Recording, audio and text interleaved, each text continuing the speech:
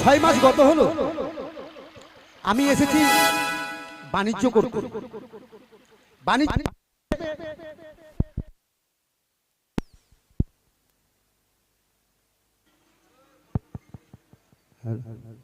কেন এসেছি? বাণিজ্য করতে এসেছি আমি বড় দুঃখে। কারণ নাম আমার নারায়ণদানি। আমার শঙ্করপুরে সকলে বলে দানি সদাগর, কিন্তু জানি না ঠাকুরের কাছে আমি কি অপরাধ করেছি যার জন্য দীর্ঘ 20 বছর গত হতে চলেছে আমি এখন পর্যন্ত সন্তান এবং সন্ততির বাবা হতে পারিনি। সকলে আমাকে আমার শঙ্করপুরে বলে আমি নাকি বন্ধা। আমার মুখ দেখলে নাকি শুভযাত্রা অশুভ হয়ে যায়। যারাই আমার খেয়ে মানুষ হয়েছে, যারাই আমার অন্নে পালিত, তারা আমাকে দেখে মুখ ঘুরিয়ে চলে যায়।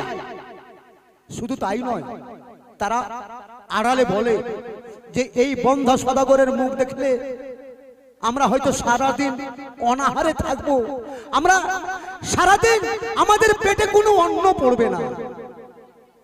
তাই এই আমার সমস্ত পাইট পেয়াদা এবং প্রহরীর কথা শুনে বড় আমার জীবনে ঘৃণা চেপে গেছে। তাই মনে মনে ভেবেছি আমি আর দেশে ফিরে যাব না। এই যে বাণিজ্য করতে এসেছি এই বাণিজ্যই আমার হবে শেষ।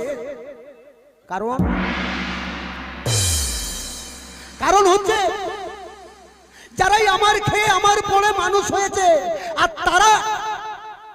তারাই বলে আমাকে যে আমার মুখ দেখলে নাকি তারা খেতে পাবে না। এর চাইতে বড় দুঃখ আর কি আছে? তাই সবকিছু ত্যাগ করে চলে এসেছি। কিন্তু দুর্ভাগ্য আমার, গত নিশীতে স্বপ্ন দিল।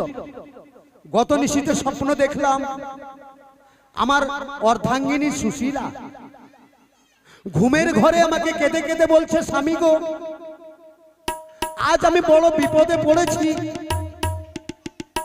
তাই এই বিপদে তুমি যদি আমার পাশে এসে না দাঁড়াও তাহলে আমাকে দেখার আর এই শঙ্করপুরে কেউ নেই। তুমি যদি না আসো তাহলে হয়তো আমি প্রাণে আর বাঁচবো না, আমি মারা যাব। সুশীলার কথা শুনে বড় দুঃখ পেলাম, কারণ আমি হচ্ছি ওর স্বামী। আমি বর্তমানে বেঁচে থাকতে যদি আমার স্ত্রীর কিছু হয় তাহলে আমি কি করে সেটাকে সহ্য করব? যার জন্য লজ্জা ঘৃণা সবকিছু আমি ত্যাগ করেছি। जिंदगी के न टूटे मुरी प्यार कर ले बूढ़ा और बूढ़ी। অসভ্য, বাবুর সামনে কিভাবে বলতে হয় সেই কথা তোর জানা নেই? ছিল কোথায়? আর বলিয়েন না বাবু, কোথায় থাকবো? আপনার সঙ্গে তো সব সময় আছি। আমার সঙ্গে বলতে কিছু না আগে তো তুই আমার সঙ্গে ছিলিস না? তোকে তো আমি অনেকক্ষণ ধরে ডাকছি। ওই সময়, হ্যাঁ ওই সময় গেছিলাম বাবু। কোথায়? ছোট ঘরে। ছোট ঘর বলতে? ছোট ঘরে ছিলাম। আরে বাবা, ছোট ঘর বলতে আমি বুঝতে পারলাম না। ছোট ঘর বুঝতে পারলেন না? না, পায়খানা করছিলাম। বাথরুমে গেছিলিস? হ্যাঁ। যার জন্য আসতে দেরি হলো। হ্যাঁ। মাঝি রে, হ্যাঁ বাবু। আমি আর বাণিজ্য করবো না বাবা। বাণিজ্য করবেন না? না। কেন করবো না জানিস? কেন? গত রাত্রে আমি স্বপ্ন দেখেছি। স্বপ্ন? কি স্বপ্ন বাবু? স্বপ্ন দেখেছি তোর রানীমায়ের। রানীমা? তোর রানীমা নাকি এমন বিপদে পড়েছে যে মানে কি আর বলবো। তোর রানীমা ঘুমের ঘরে কেঁদে কেঁদে আমাকে বলছে, স্বামী গো তুমি যেখানে যে অবস্থায় থাকো না কেন অতি সত্বরে তুমি আমার কাছে এসো। তুমি যদি এসে আমার পাশে না দাঁড়াও না জানি হয়তো আমি মারা যাব। এই ব্যাপার বাবু, তারপরে এখন কি করব? যার জন্য আমি দেশে ফিরে যাব। দেশে? কি হলো রে? এই কথা আমি মনে মনে ভাবছিলাম বাবু। কি? আরে এটা কি রে? হ্যাঁ বল। কবে কবে আপনি বাড়ি যাবেন এই কথা মনে মনে খুব ভাবছিলাম আমি। আমি কবে বাড়ি যাব? কেন? জানি না বাবু, অনেক দিন হয়ে গেল আসা আপনার সঙ্গে এসেছি। হ্যাঁ 6 মাস হতে চললো। বাড়িতে বউকে রেখে এসেছি। জানি না বাবু এতদিনে কটা ছেলে পেলে যে আমার হলো। তোর বউকে বিয়ে করে রেখে এসেছি, হ্যাঁ, আমাদের 6 মাস এখনো হয়নি, ঠিক আছে? আর এই 6 মাস না হবার আগেই তোর বইয়ের 2, 4, 5 খানা বাচ্চা হয়ে গেছে। আরে আমি এখানে আছি কি করে জানবো? ওটাই তো বলছি কতটা যে হলো। তোর বউ কি বিড়াল না কুকুর? কেন বাবু? হ্যাঁ? আরে গাধা, মানুষের ছেলে মেয়ে হয় 1 বছর 10 দিনে, মানে 10 মাস 10 দিনে। আর 6 মাস হলো না তোর বাণিজ্য করতে আসা, আর তার মধ্যে তোর বইয়ের 4-5টা ছেলে মেয়ে হয়ে গেছে। না, যদি যদি জামুয়া হয় জামুয়া। মাঝি, হ্যাঁ বাবু। আর দেরি নয়, তবে একটা কথা রে মাঝি, কি বাবু? এই যে আমরা এই দেশে বাণিজ্য করতে এসেছি, হ্যাঁ, এই দেশের কিন্তু কিছুগুলো প্রিয় খাবার আছে, খাওয়া। হ্যাঁ, সেগুলো কিন্তু খেলে বহুদিন মনে থাকে। সেটা কোন জিনিস বলতে পারবি? কি বাবু? এই দেশের সবচাইতে প্রিয় খাবার হচ্ছে ইলিশ মাছ। ইলিশ মাছ। ইলিশ মাছ। ঠিক বলেছেন বাবু। ব্যাপারটা হচ্ছে ইলিশ মাছ কিন্তু আমাদের দেশে পাওয়া যায়, কিন্তু এই দেশের ইলিশের মতো স্বাদ নয়। স্বাদ লাগে। তাই ঠাকুরকে বলে দে ইলিশ মাছের কালিয়া বানাতে। আর এই যে এই দেশের একটা লাল ধরনের আলু পাওয়া যায় না, হ্যাঁ, হ্যাঁ, এই বড় বড়, হ্যাঁ। ওই আলুর চোখা। এইগুলো বানাতে। কারণ এই সমস্ত খেয়ে যাব দেশে, হয়তো আর কোনোদিন আমরা আসতে পারবো কি পারবো না এই দেশে বাণিজ্য করতে, যাতে এই খাওয়াগুলো আমাদের মনে থাকে। হ্যাঁ, ঠিক বলেছেন বাবু। তাই ঠাকুরকে বলে দে যে ইলিশ মাছের কালিয়া হবে আর আলুর চোখা হবে। ঠিক আছে বাবু। ও ভান্ডারি দাদা, বলছি 9টায় যেটা প্রোগ্রাম হওয়ার কথা ছিল হয়েছে? হয়নি? হ্যাঁ, তো এক কাজ করো দাদা, এখন সবাই আমরা বাড়ি যাব, ভালো করে সুন্দর করে রান্না করো। কি রান্না করবা জানো? ইলিশ মাছকে নিয়ে আসো, কেটে পিস পিস করো, আর সুন্দর করে আগুনে পুড়িয়ে কালো করে দাও। তারপরে ওই যে লাল আলুটা নিয়ে আসো, লাল আলুটা সুন্দরভাবে সিদ্ধ করবা। হ্যাঁ, সিদ্ধ করে নেওয়ার পর আলুটাকে ছিলবা, ছিলে চোখাটা রাখবা আর আলুটাকে বাইরে ফেলে দিবা। সুন্দর করো, বাবু খাবে কিন্তু। হ্যাঁ, কি বাবু খাবে? কি বললি? আলুর চোখা। আলুটাকে ফেলতে বললাম হ্যাঁ। আর চোখাটাকে রাখতে বললাম। চোখাটাকে রাখতে বললি, হ্যাঁ, আপনি খাবেন। আর ইলিশ মাছ? ইলিশ মাছকে পুড়িয়ে পুড়িয়ে মানে কালো করে দিবে। ইলিশ মাছকে পুড়িয়ে কালো করে দেবে, ওটা হয়তো উন্নত মানের রান্না। ওটাই তোর, হ্যাঁ, ওটাই করবা, মশলা কম দিবা। ওটাই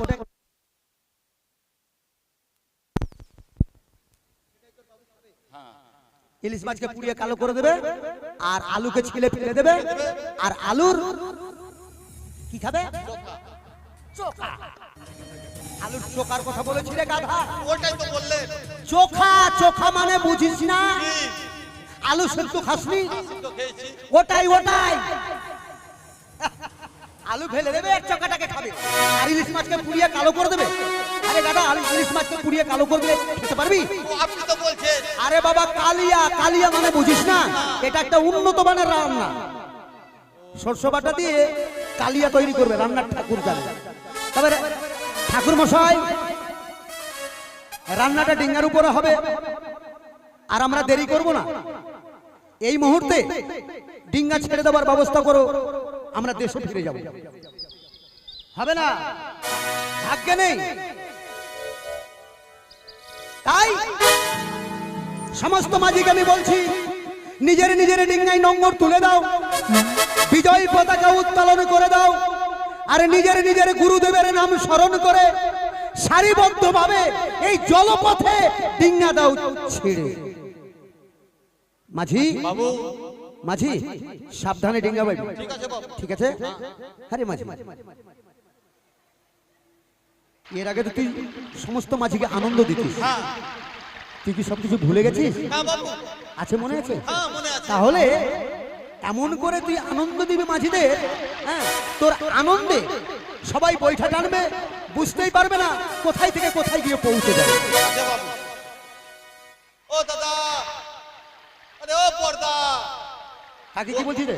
বলছিলাম কি বাবু একটু আনন্দ চাইছে, একটু আনন্দটা দাও, আমি হালটা ভালো করে ধরছি। কি হলো রে? হ্যাঁ, কি হলো?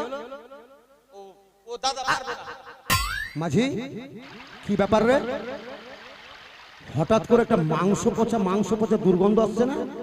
আপনার আপনার নাক আছে বাবু, কেন? এটা পচা গন্ধ। তো কিসের গন্ধ? এটা হচ্ছে খাসি রান্না করছে, মাংসর গন্ধ। খাসির মাংস রান্না করছে তাই গন্ধটা আসছে। আরে গাদা, এটা খাসির মাংসের গন্ধ নয়, এটা একটা কিছু মরে পচে গেছে, ওই পচা মাংসর গন্ধ আসছে। আপনার নাক নাই লাগছে, এটা তাহলে পোল্ট্রি আছে। তোর মাথা আছে, পোল্ট্রি আছে। আরে এদিকে আয় মাঝি, আস্তে আস্তে গন্ধটা বেশি আসছে না? আরে নৌকার মধ্যে কিছু মরে পচে নেই তো? না, নৌকা ভালো করে দেখলাম। এটাও কথা ঠিক, নৌকার মধ্যে যদি কিছু মরে পচে থাকতো তাহলে তো এই গন্ধটা নৌকাতে চাপার সঙ্গে সঙ্গে পেতাম, কিন্তু গন্ধটা তো পাচ্ছি আমরা অনেক দূর এসে। আস্তে আস্তে গন্ধটা আরো বেশি আসছে। আরে, এই মাঝি, মাঝি, অদূরে দেখতে পাচ্ছিস নদীর মধ্যস্থলে? আরে ওই যে অদূর, এখানে কি দেখছিস? কিছু না এখানে তো। আরে এখানে নয়, এদিকে আয়। এখানে দেখছিস? এখানে নয়, এরকম অর্থ ওইটা। ও ওই লাইটটা জ্বলছে যে, হ্যাঁ। ওই জলে আগুন লেগে গেছে বাবু, জলে? আগুন লেগে গেছে। জলে কি করে আগুন লাগবে? জলে আবার আগুন লাগে নাকি রে গাধা? তাহলে আগুনে জল লেগেছে, ব্যাপার কিছু একটা। তোর মাথা লেগেছে, এ কথা নয় মাঝি। আমার সন্দেহ হচ্ছে। কি সন্দেহ জানিস? এই যে আমরা বাণিজ্য করে দেশে ফিরে যাচ্ছি, আমাদের নৌকায় বহু কিছু দামি দামি ধনরত্ন রয়েছে, হয়তো আমাদের সন্ধান পেয়ে আমাদের ক্ষতি করার জন্য হয়তো কেউ ছুটে আসছে। না বাবু, ওটা না তো ওই শুধু শুধু আপনি ভয় করছেন। তাহলে কোন জিনিস রে? এটা কি না, হ্যাঁ। এই যে কিছুক্ষণ আগে বৃষ্টি হলো, হলো ভগবান টর্চ মেরে দেখছে কোন কোন জায়গা ভিজেছে, কোন কোন জেনি। তার মানে বৃষ্টি যে হলো, ওই বৃষ্টিটা কোথায় পড়েছে কোথায় পড়েনি, কোন জায়গা ভিজেছে কোন জায়গা ভিজেনি, ওটাই টর্চ মেরে যার জন্য ভগবান নেমে এসে টর্চ নিয়ে দেখছে যে এখানে ভিজেছে কি ভিজেনি। যেখানে ভিজেনি ওখানে আবার বৃষ্টি দিবে। আবার বৃষ্টি দেবে, আবার বৃষ্টি দেবে। হ্যাঁ? ভগবান টর্চ নিয়ে এসছে। ভগবান তোর মতো চোখ রাখেনি রে গাধা, ও ওখান থেকে বসে সবকিছু দেখতে পাচ্ছে। আরে মাঝি, আস্তে আস্তে এগিয়ে আসছে রে।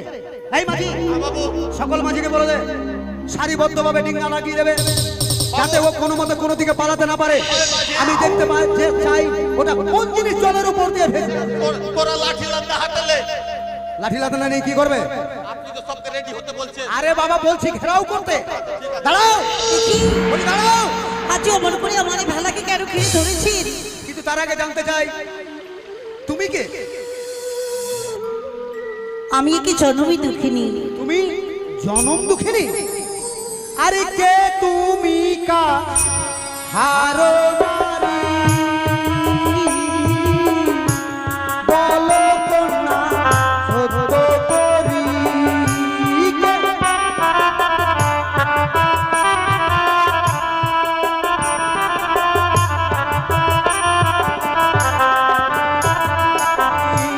কে তুমি কা হারো নারী, বলো কন্যা সত্য করি।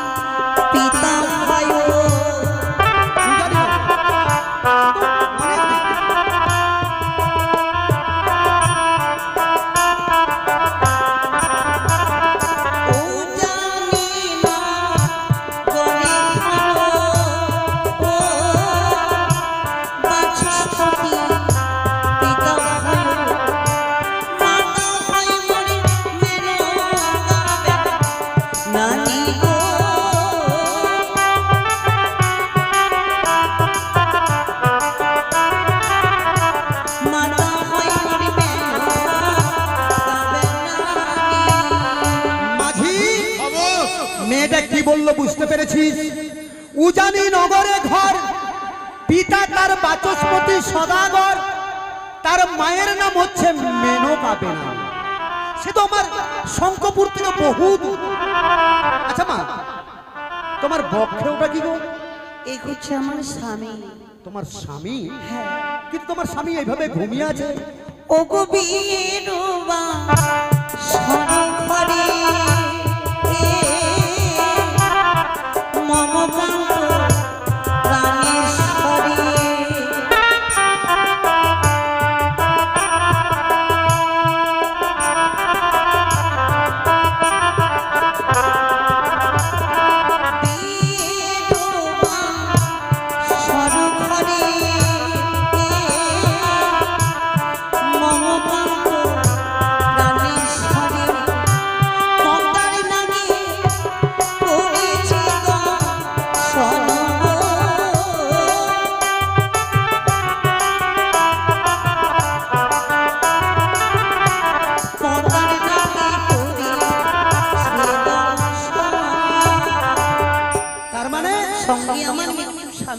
সর্পদংশনে তোমার স্বামী মারা গেছে?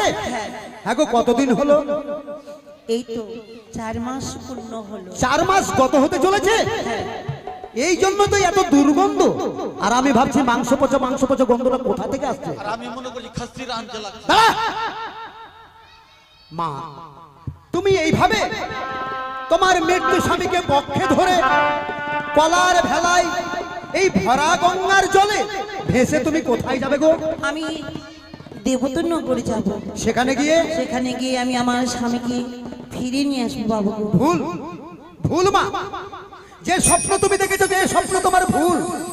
কারণ তুমি তো নাবালিকা, তাই তুমি বুঝতে পারছো না মা। যেই মানুষ একবার পৃথিবী ছেড়ে চলে যায়, সেই মানুষ আর কোনোদিনের জন্য ফিরে আসে না। কেন আসে না বাবু? তাই সাবিত্রী সত্যবানকে ফিরিয়ে নিয়েছিল। সাবিত্রী? হ্যাঁ। তাহলে তুমি সাবিত্রীর সঙ্গে তুলনা করছো? সে যদি নারী হয়ে তার স্বামীকে বাঁচাতে পারে, আমি কেন পারবো না? শোনো মা, কোথায় সাবিত্রী আর কোথায় তুমি? কারণ সাবিত্রী মুহূর্তের মধ্যে যমরাজের কাছ থেকে তর্ক করে তার স্বামীকে ফিরিয়ে নিয়েছে। আর তাছাড়া তোমার স্বামী তো মরে পচে গেছে, এই মানুষ আর জীবিত হবে না মা। আমি ফিরিয়ে নিয়ে আসবো। তাই তোমাকে একটা কথা বলছি মা, শোনো মা। আমার ঘরে আমার অর্ধাঙ্গিনী অর্থাৎ আমার স্ত্রী ছাড়া কেউ নেই, আমাদের ছেলে মেয়ে নেই মা। তাই তুমি আমার ঘরে চলো, তোমার ওই মৃত্যু স্বামীকে আমার মাঝিদের হাতে তুলে দাও, ওকে অগ্নিদাহন করে দেবে। আর তুমি আমার ঘরে চলো, আমি তোমাকে মেয়ের মতো করে রাখবো। না বাবু, আপনি যে আমাকে বলেছেন এতে আমি শান্তি পেয়েছি, কিন্তু স্বামীকে ফেলে আমি কোথাও যেতে পারবো না। ও স্বামীকে ফেলে যেতে পারবে না? থাকার যদি হতো তাহলে তো আমি আমার বাপের ঘরে গিয়ে থাকতে পারবো। আচ্ছা, এত কিছু বুঝাবার পরেও তুমি বলছো স্বামীকে ছেড়ে তুমি থাকতে পারবে না? আরে মাঝি, পা থাকবে তো নেই। দাঁড়া! আরে ছেড়ে তো দেবো, কিন্তু মেয়েটা কি বললো? ও নাকি সতী, সাবিত্রীর মতো সতী হতে চাইছে। হ্যাঁ? সতী তো আমি আমার জীবনে অনেক সতীর নাম শুনেছি। যেমন সতী ছিল কুন্তি, আরো ছিল অহল্যা, তারপরে সতী এলো দ্রৌপদী, তারপরে এলো সাবিত্রী। এটাই আবার কেমন সতী রে বাবা? আরে তুমি আবার কেমন সতী? বাসর ঘরে মরলো পতি। তুমি আবার কেমন সতী? বাসর ঘরে মরলো পতি। তুমি সতী নারীর প্রতি তোমার রে না গো সতী। সতী নারীর প্রতি তো মরে না। বাবু গো, আমার স্বামী মারা গেছে বলে এভাবে আপনি আমাকে দেখে লালচনা করছে, না মা, উপহাস করছে? মা, তোমাকে এত কিছু বুঝাবার পরও তুমি যখন আমার কথা শুনলে না, যার জন্য আমি বলতে বাধ্য হলাম। শোনো মা, মেয়েদের স্বামী মারা যায়, কিন্তু বাসর ঘরে নয়। তবে যাক মা, আমি এতক্ষণে বুঝতে পারলাম সত্যি তোমার স্বামীর উপরে তোমার ভক্তি আছে। আমার মন বলছে তুমি পারবে তোমার স্বামীকে ভালো করে আনতে। তবে একটা কথা বলবো মা তোমাকে। আচ্ছা বলো তো মা, তোমার বিয়ে কোথায় হয়েছে গো? আমার বিয়ে হচ্ছে চম্পানীনগর। চম্পানীনগর? হ্যাঁ মানে চম্পকনগর? হ্যাঁ তুমি চম্পকনগরের কুলবধূ? হ্যাঁ। দাঁড়াও, মিথ্যে কথা বলার জায়গা পাচ্ছ না তুমি? তার মানে আমার নৌকায় সাইনবোর্ডে লেখা আছে চম্পকনগরের পাশে হচ্ছে আমার শঙ্খপুর, যার জন্য ওই সাইনবোর্ডে পড়ে তুমি বলছো যে আমার বিয়ে হয়েছে চম্পকনগরে? বাবু গো, আমি কেন মিথ্যে কথা বলবো বলুন? তুমি এই যে সত্য। এ সত্য? হ্যাঁ। তাহলে বলো তো, যখন চম্পকনগরে তোমার বিয়ে হয়েছে তোমার শ্বশুরের নাম কি? ও গো পূর্ণিমাতে উদয় হয় লোকতার মাঝে দয়। আরে পূর্ণিমাতে উদয় হয় লোকতার মাঝে দয়। আরে সেই নামে শ্বশুর সদা গর্ব।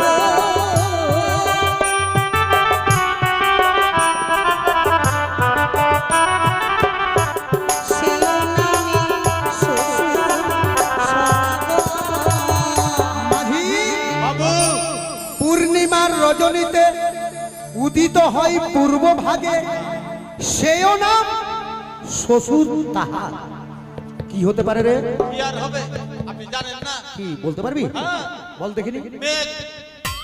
পূর্ণিমার রজনীতে উদিত হয় পূর্ব ভাগে মেঘ, আর অন্যদিন মেঘ হয় না।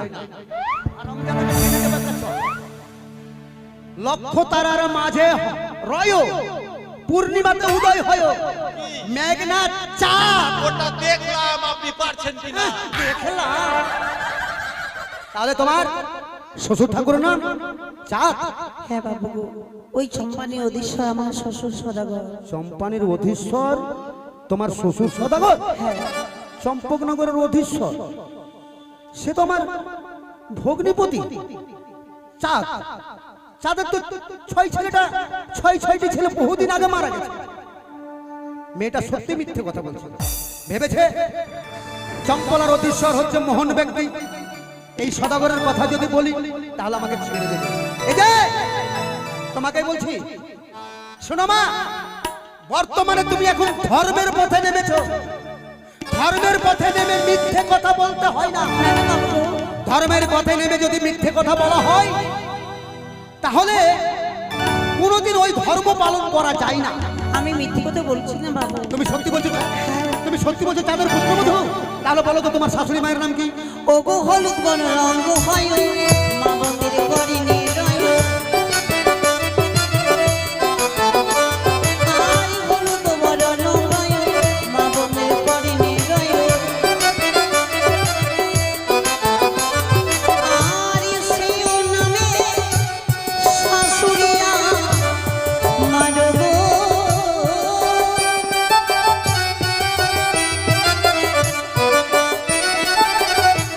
সেই নামে শাশুড়িয়া হলুদ বরণ হয় মা বন্ধের কর্ণে রয়, সেও নাম শাশুড়ি তাহার। কি রে মাঝি? মানে কানে, কানের কি? মা বোনদের কানে থাকে ওটা। কি রে? কি রে বাবু কি? Headphone, headphone. মা বন্ধের কানে হেডফোন। হেডফোন হচ্ছে অনেক মূল্যবান। আরে গাধা, ভালো কোম্পানি নেবেন। চুপ! অধিক মূল্য মানে জানিস? ওর চাইতে মূল্যবান জিনিস কিছু নেই। হেডফোন নয়, তাহলে সোনা। সোনা। তাহলে কি তোমার শাশুড়ি মায়ের নাম সোনা? ওই নামে আকার যুক্ত করুন। ওই নামে আকার? বড় দেখে দিবেন। ওই নামে আকার দিলে তো সে তো আমার দিদি সনেকা। তুমি সনেকার বৌমা? হ্যাঁ মাঝি, বাবু দুঃখের সময় মেয়েটা আমাকে হাসালো। আরে চলেন এবার হাসতে হাসতে। দাঁড়া! সনেকার বৌমা ভাসছে গঙ্গার জলে। যেই সনেকার বৌমায়ের চন্দ্র সূর্য তারা মুখ দেখতে পাই না, আর তার পুত্রবধূ আজকে এই গঙ্গার জলে ভাসছে। মিথ্যে কথা। আবার তুমি মিথ্যের আশ্রয় নিচ্ছ। না বাবু গো, এটা কত সত্য? তাহলে বলো তো তোমার স্বামীর নাম কি? ওগো 14 বছর না হারি ইন্দ্রজিৎ জীব মারি।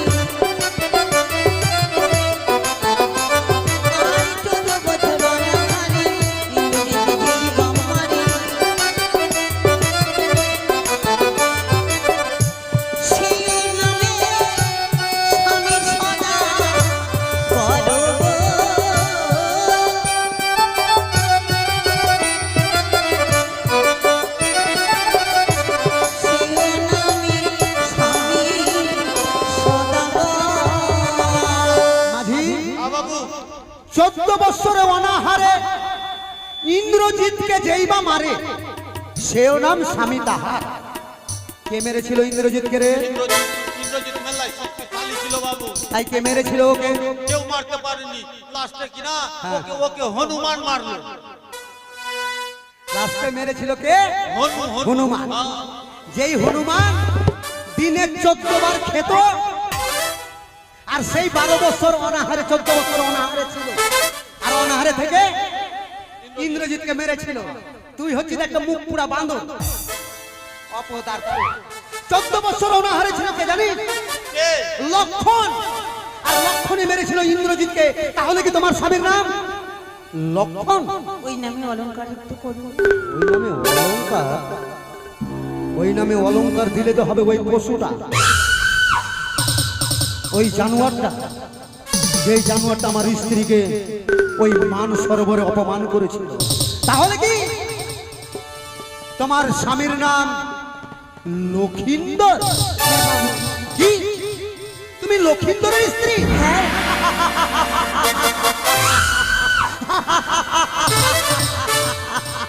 মাঝি চলেন বাড়ি চলেন। দাঁড়া, বাড়ি চলেন না।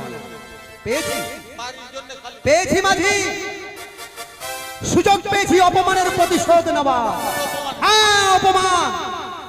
একদিন ওই জানোয়ারটা অপমান করেছিল আমার স্ত্রীকে, আর সেই অপমানের প্রতিশোধ নেওয়া আমি ওই শয়তানটার স্ত্রীর উপরে। এই যে তোমাকেই বলছি, আশা করি তোমার শাশুড়ি মায়ের মুখে শুনেছো তোমার মামা শ্বশুর বলে কেউ আছে। মামা শ্বশুর? হ্যাঁ হ্যাঁ হ্যাঁ, কই না তো। শোনোনি?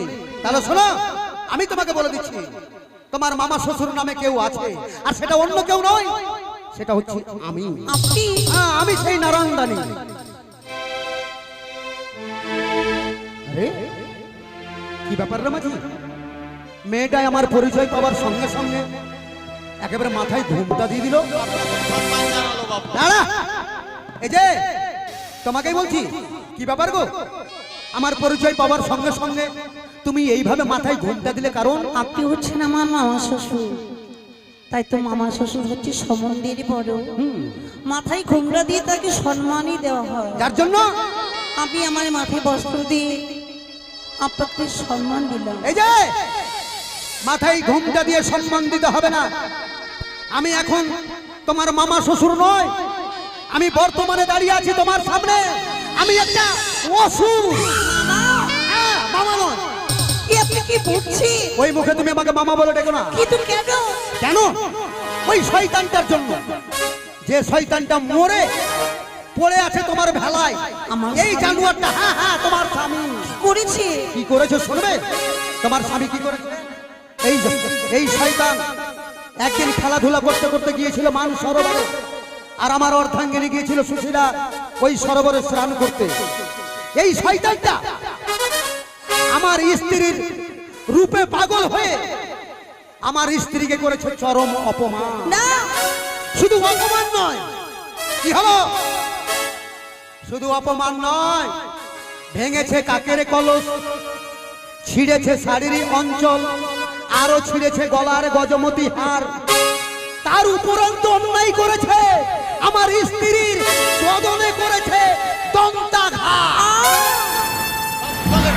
মামা বলবেন না, মা বলবেন না, এইসব বাণী আপনি বলবেন না।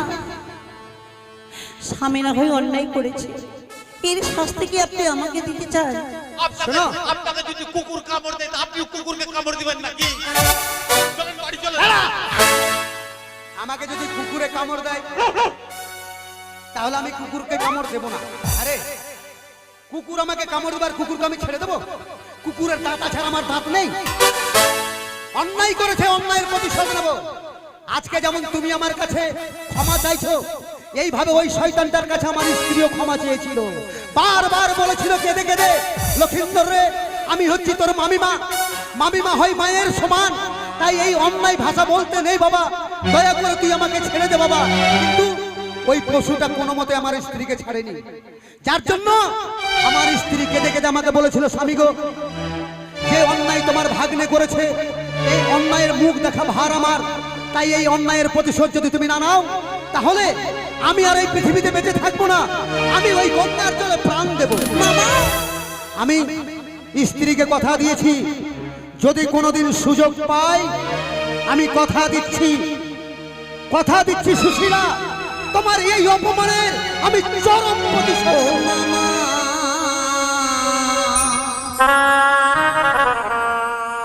আপনি দানি গো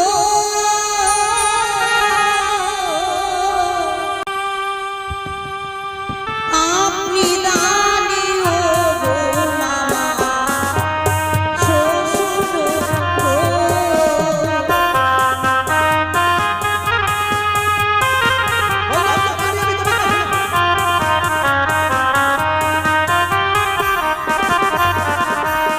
আরে একে তো কিনে বোমা কোনো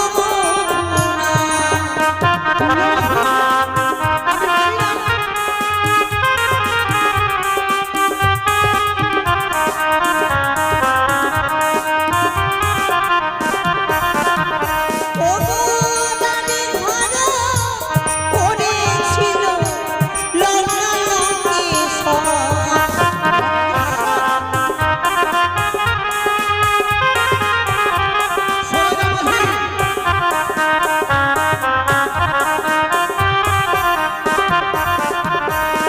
আর তারে পাপে ধ্বংস হলো তারে বংশধর।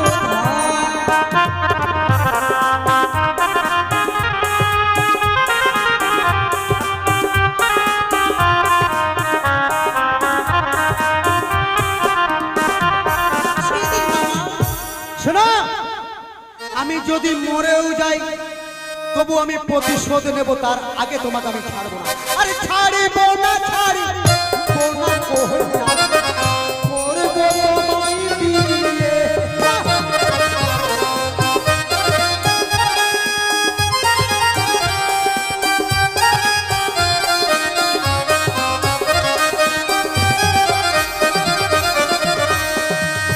ছাড়িব না, ছাড়িব না, করব তোমায় বিয়ে।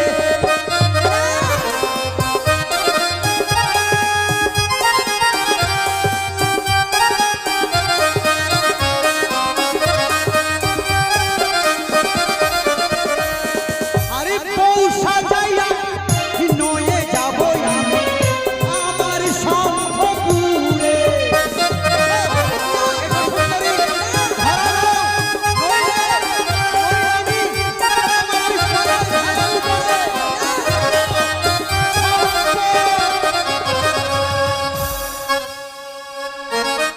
মাঝি, কাকে পালাতে বলছিস? বাবু কাকে পালাতে বলছিস? কাউকে না, আরে এটা কি? ওটা বেঁধে দিয়েছি। কে বেঁধেছে? আপনি বেঁধেছেন। আমি তোকে মেরে ফেলবো। পায়ের বাঁধন খোল। অপদার্থ, তোকে আজ আমি মেরে ফেলবো। তোকে মেরে না ফেললে আমি ওই সুন্দরীকে বিয়ে করতে পারবো না। তুই বারবার আমাকে বাধা দিচ্ছিস। মাঝি, এরপরে যদি তুই আমাকে বাধা দিয়েছিস তাহলে এই গঙ্গার জল আমি তোকে ছুঁড়ে ফেলে দেবো। এই যে মামা আপনি অবশ্যই অন্যায় করেছেন বলে আপনাকে অভিশাপ করলাম আমি। অভিশাপ? দুই নয়ন হরণ করে নিলাম, অগ্নিবাণ নিক্ষেপ করলাম আপনার উপরে। আগুন! মাঝি, আগুন! পুড়ে গেল, পুড়ে গেল, জ্বলে গেল। আগুন, আগুন, কোথায়? আগুন, আগুন! মাঝি, মাঝি, আগুন, আগুন! জ্বলে যাচ্ছে। মাঝি, আমার সর্বঙ্গ দাউ দাউ করে জ্বলে যাচ্ছে। বাবু বসেন, আমি আর পারছি না মাঝি রে। মাঝি, মাঝি, জল ঢালবো। এই আগুন জল দিয়ে নিভাবে না বাবা, কেরাসিন তেল ঢালছি। হবে না। এই আগুন তুই চোখে দেখতে পাবি না, এটা হচ্ছে অভিশাপের আগুন। তাই মাঝি, আমার সর্বঙ্গ দাউ দাউ করে জ্বলে যাচ্ছে। মাঝি, বাবু, মাঝি রে, বাবু আমি যে আর কিছু দেখতে পাচ্ছি না বাবা, দেখতে পাচ্ছেন না? আমার দুই চোখ অন্ধ হয়ে গেল রে মাঝি। মাঝি রে, বাবু কি আর কিছু করার নাই বাবু, চোখে যখন দেখতে পাচ্ছেন না তো আমাদেরকে তো পেট চালাতে হবে। এক কাজ করেন বাবু, চলেন পান্ডুয়ার মেলা চলেন। পান্ডুয়ার মেলা? সেখানে গিয়ে কি করবি? আপনাকে বসিয়ে দিব, আমাকে বসিয়ে রেখে একটা থালা রেখে দিব সামনে। আমার সঙ্গে রহস্য করছিস? না বাবু, তুই আমাকে আপনাকে কতবার বারণ করলাম, ছেড়ে দেন বাবু, ছেড়ে দেন বাবু। মাঝি রে, সত্যি বলেছিস, সত্যি আমি অন্যায় করেছি রে মাঝি। আমার স্ত্রীর কথায় পড়ে উত্তেজিত হয়ে আমি ভুলে গেছিলাম ভাগ্নে বইয়ের উপরে অন্যায় করলে যে পাপ হয় এ কথা আমার মনে ছিল না। মাঝি, হ্যাঁ বাবু, একটু আমাকে তার সম্মুখে নিয়ে যেতে পারবি? অনেক দূর চলে গেছে বাবু, আর দেখতে পাই না। মিথ্যে বলছিস না তো? না বাবু, সত্যি। আমার মন বলছে ও অভিশাপ করে কোথাও যায়নি। তুই আমাকে একবার তার সম্মুখে নিয়ে চল না বাবা, ঠিক আছে বাবু, আমি তার কাছে ক্ষমা চেয়ে নেব। ঠিক আছে বাবু। চল, কোন দিকে? আসেন বাবু। এই যে বাবু, আপনার সামনেই আছে বাবু। মা, মা গো, সত্যি আমি অপরাধী। ভাগ্নে বইয়ের উপরে কোনোদিন কোনো মানুষ এই অন্যায় করে না যে অন্যায় আমি করেছি। আমি যে অন্যায় করেছি ক্ষমার যোগ্য আমি নয়, কিন্তু তবুও তোমার কাছে আমি ক্ষমা চাইছি বৌমা। আজ তোমার অভিশাপে আমার সর্বাঙ্গ দাউ দাউ করে জ্বলে যাচ্ছে। শুধু তাই নয় বৌমা, তোমার অভিশাপে আমার দুই চোখ অন্ধ হয়ে গেছে। এই অন্ধ চোখ নিয়ে যদি আমি ফিরে যাইতেছে তাহলে সকলেই বলবে দানি সদাগর তার ভাগ্নে বইয়ের উপরে অন্যায় ব্যবহার করেছে বলে তার ভাগ্নে বইয়ের অভিশাপে দানি সদাগরের দুই চোখ অন্ধ। মামা, আমি আপনাকে ক্ষমা করতে পারি। ক্ষমা? এই পবিত্র গঙ্গা স্পর্শ করে আপনি আমাকে কথা দিন, যেই রূপ ব্যবহার করেছেন আপনি, পৃথিবীর বুকে যত নারী রয়েছে নিজের স্ত্রী বাদ দিয়ে সবাইকে যেন মা বলে সম্মানই দেওয়া হয়। বৌমা, আমি আমার স্ত্রীর কথায় চোখে ভুলের কাজল পড়েছিলাম, তাই তুমি আমার ভুলটা ভেঙে দিলে বৌমা। সত্যি সত্যি বৌমা, তুমি তুমি সত্যি একজন সতী মেয়ে, না হলে তোমার অভিশাপে আজকে আমার দুই চোখ অন্ধ হতো না।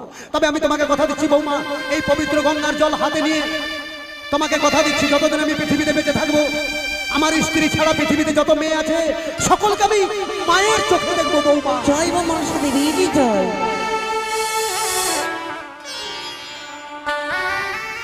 মাঝি, দেখতে পাচ্ছেন? আরে দেখতে পাচ্ছি বই কি, সত্যি দেখতে পাচ্ছেন বাবু? আগের চাইতে আমি বেশি দেখতে পাচ্ছি।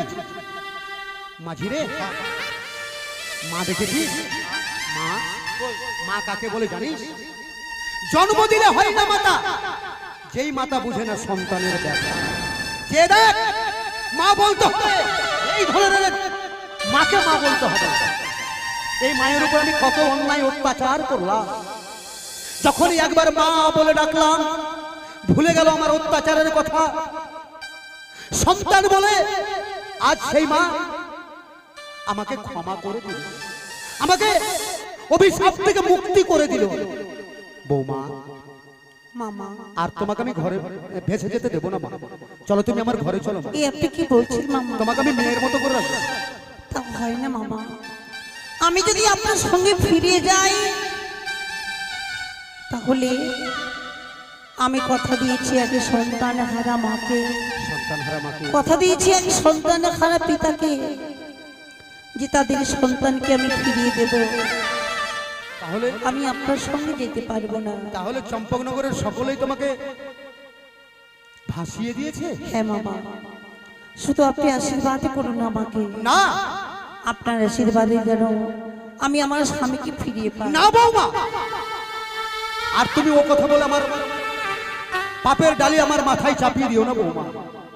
মামা শ্বশুর কোনোদিন ভাগ্নে বউকে আশীর্বাদ করতে পারে না, কারণ ভাগ্নে বউ হচ্ছে মামা শ্বশুরের কাছে গুরুজন ব্যক্তি।